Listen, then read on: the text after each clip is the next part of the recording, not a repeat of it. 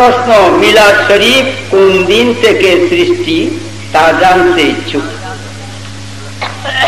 আল্লাহ যে দিন প্রথম, আল্লাহ কোন সৃষ্টি নাই। আল্লাহ নিজ নূর দেয়া, আল্লাহর জাতি নূর দেয়া। এক জাতি নূরের দলিলে অনেকগুলি দলিল আছে, জাতি নূরের ছেড়ে দিছি। আল্লাহ নিজ নূর দেয়া, খাস নূর দেয়া নবীজিকে বানাইয়াছে।